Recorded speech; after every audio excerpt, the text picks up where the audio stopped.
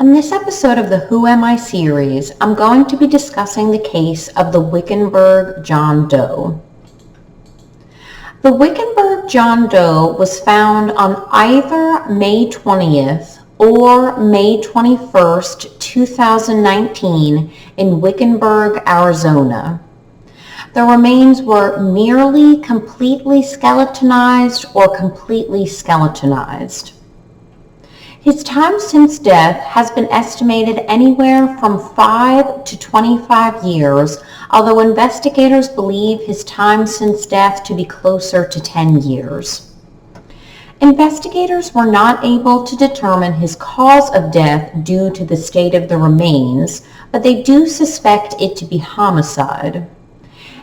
The investigators found his remains partially buried in a desert area, which is suspicious. In addition, other evidence collected at the scene did support the conclusion that he died by homicide.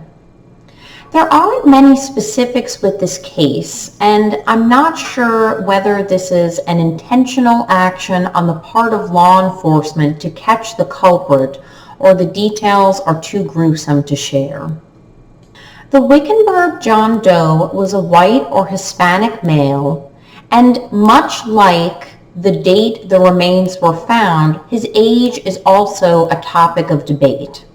Some sources state his age as being anywhere from 18 to 60, others state his age as being from 18 to 40, and still others state his age range as being from 21 to 60. He's estimated to have been between 5'5" and 5'10", and investigators were unable to estimate his weight, eye, or hair color due to the state of the remains.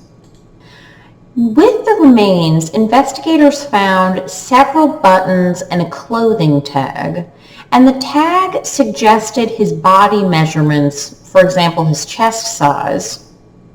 Investigators also revealed that the Wickenburg John Doe was possibly wearing a military-style jacket.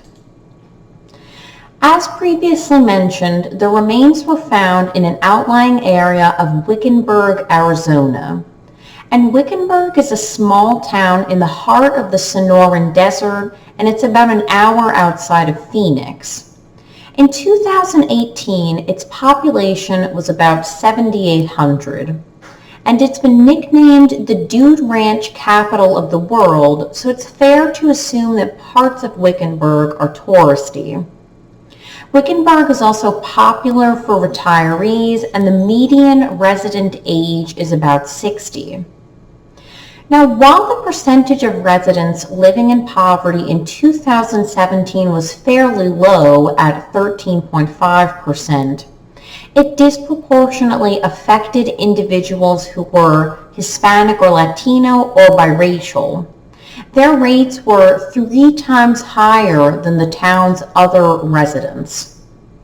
And the pregnancy rate in Wickenburg is 95% higher than surrounding townships.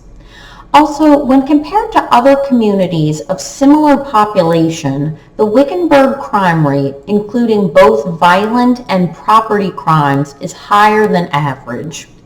When compared to communities of similar population size, its crime rate per 1,000 residents stands out as higher than most. So there are two sides to Wickenburg, Arizona. There's the small town tourist destination that's a peaceful place to retire, and people struggling to make a living and potentially turning to illegal activities to do so. So it's been theorized that the Wickenburg John Doe was involved in drug smuggling or human trafficking, and evidence of the latter was found around Wickenburg in 2009, which is around the time investigators think the Wickenburg John Doe was murdered. Also, based on his clothes, it's been theorized that the Wickenburg John Doe could have been transient and met his end this way. I'd just like to close this video out by saying that I'm going to include contact information for local law enforcement in both the description box and on the screen. If you have any information that can help authorities identify the Wickenburg John Doe, I urge you to come forward to help his family reclaim him and put him to rest. Thank you.